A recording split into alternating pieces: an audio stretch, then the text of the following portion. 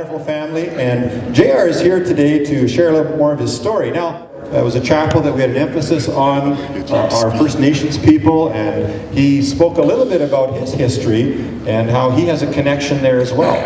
So JR has an amazing story about how God can rescue us. JR,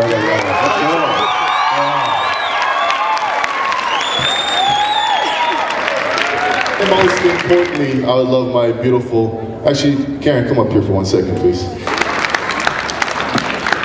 Now, this woman means the absolute world to me. She's a mother of one of my sons. She is my rock, my everything, and I'll talk a little bit about how much God has just shines through her, through my relationship. So I just wanted you guys to all see my beautiful wife, and let's give her a round of applause. Let's start off by saying thank you to Mr. Murda for allowing me to come to you guys' school and share my testimony. There have been some changes. I no longer play with the Edmonton Eskimos. I was released, I believe, last week because the doctors said I wouldn't be able to pass the team physical because my leg still requires another surgery. That's okay, that's all right. I have no problem with that. A little frustrating, but that's sports. And the funny thing about that is people are they think something's so tragic. Like they're like, oh my goodness, are you okay? How are you handling this? And I'm like, are you serious right now? I was like, I'm not dead. You know, I'm very much alive. I also believe when one door closes, another one opens. I believe God is directing my path and that He has something great in store for my life. And all I need to do is trust in Him. And that's the approach I'm taking with this. Now, before I get too far ahead of myself, I want to start off by talking about how I grew up and when I gave my heart to the Lord. I was born and raised here in Edmonton. I grew up in a low-income townhouse by the stadium with my mother. My father was never part of my life. He was deported back to Nigeria while my mother was pregnant. I have a sister who is 10 years older and whom I'm very close with.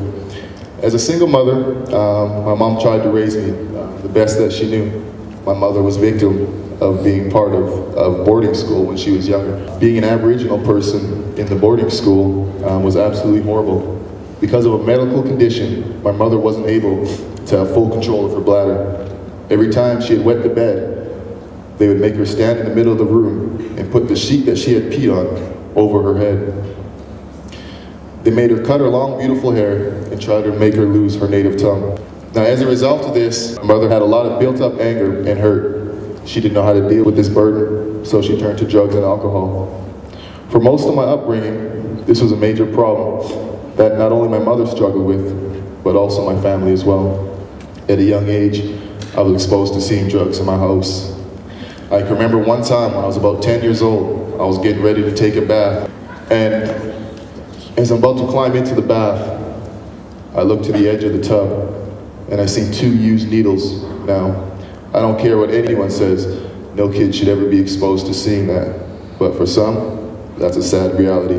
So one beautiful summer day, when my cousin had asked me if I wanted to go to a kids camp, I was all for it. It was actually called Kids on Track. It took place in a church called People's Church. I'd continued to attend Kids on Track for about another month before they had an altar call, and I'd asked if anyone wanted to invite Jesus into their heart. So sitting in the pews, I felt Jesus tugging at my heart.